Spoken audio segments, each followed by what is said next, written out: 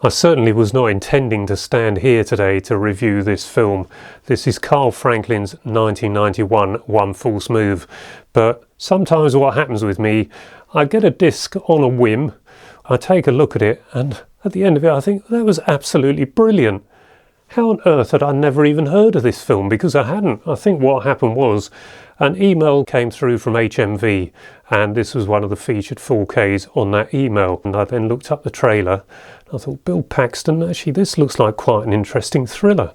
And so I thought, when I'm in an HMV, I'll have a look and see if they've got it. Well, I got this from the Swindon HMV, and I've been sitting on it for a couple of weeks while other things have been going through in here. And my wife and I, at the end of this film, we just turned to each other and said, that was absolutely brilliant. Now, something to mention before you perhaps rush out and spend £30 on this release. There are some particularly gruesome murders at the start. That's what the premise of this is. It's a sort of thriller detective story, and it then becomes a road movie as the police are in wait for the killers along the route of their getaway across America.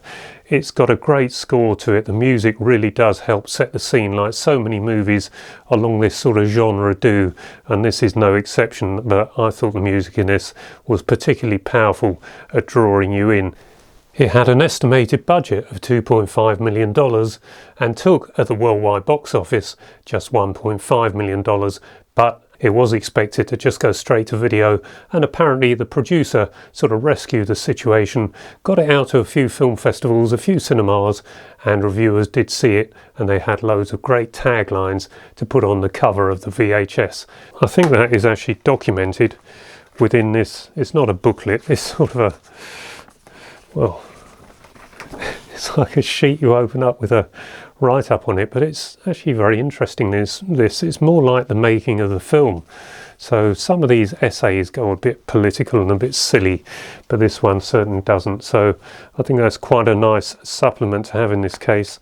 There's nothing else, there's just the 4K and Blu-ray. The extras are only on the Blu-ray, but I think the commentary is also on the 4K. That's fairly normal. It's a 1:5 to 1 aspect ratio, so in a way it could have been even better if it had been the scope 2.40 to 1. It's got a Dolby Stereo soundtrack, and this is listed as DTS-HD, so I don't know how this works, but I'm pretty sure I looked back at my amplifier and it had the Dolby logo up. So however the Dolby Pro Logic is being decoded, you do get the matrixed 4-channel surround sound in here, and it suits the film particularly well. It's one of those soundtracks of its time, and they just got it right. It's not one of those that's constantly putting helicopters or sirens behind you. It's just keeping you focused on the screen, and on occasion when you need the atmosphere, it's enveloping you, and it works extremely well. But you do have to sort out your amplifier or your soundbar to actually decode the matrix 4-track, and I'm told by some commenters on here that modern amplifiers and soundbars aren't exactly equipped to do that, so you might just have to watch this with your 2-channel or matrix surround of some sort, I don't know. But in here it sounded very good, as I think it will in most. It's got a double-sided inlay, so there's a press cutting there that you will see in the film. I thought it looked filmic.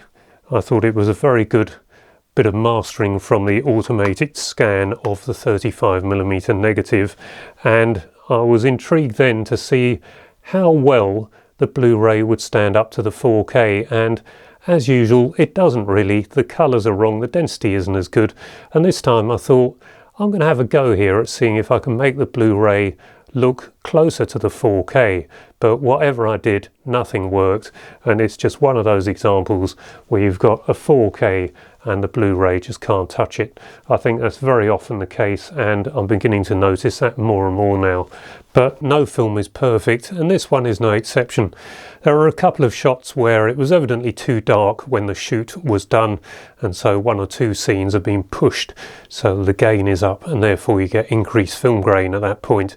Doesn't mean to say there's any inconsistency in the grain, it's just that film is sensitive, and if you get the shot wrong when you shoot it, there's not enough light, you have to push it up, and that does make the film grain more obvious. Just a few shots like that, and There are a couple of problems with the shoot early on. One of the ladies who's murdered, there's blood on her jumper. Next sequence, there's no blood on the jumper. And then I think it's 32 minutes in, Bill Paxton, another character, are walking past a window, and if you look you can see the microphone on the boom in the glass. But these things happen, that's filmmaking. You can't always go back and reshoot something after you see the rushes.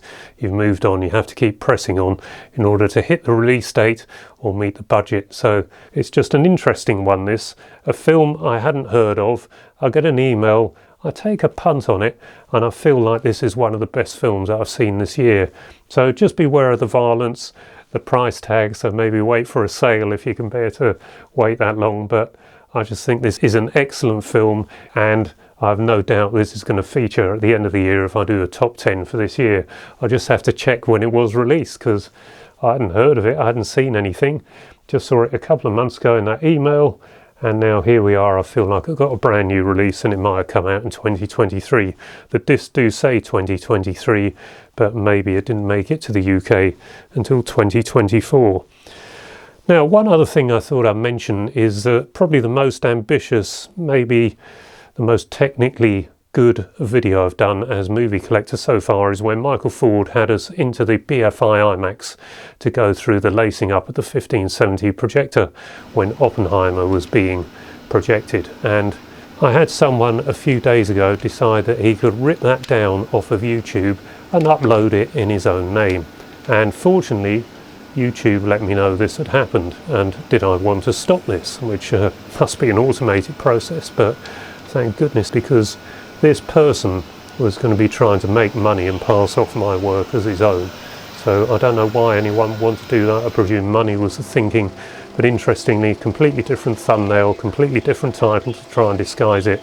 They must have been thinking, well, he's got the title wrong on that, I can make more money out of that than that idiot's done.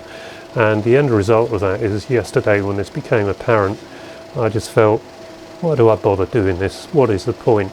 And it does get you down. So I might disappear from here for a while, I don't know. I suspect I'll get back into it, but it does make you feel like there's no point to doing this. So I might take a bit of a break and come back to this. We'll just have to see.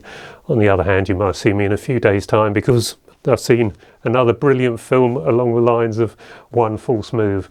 We'll just have to wait and see.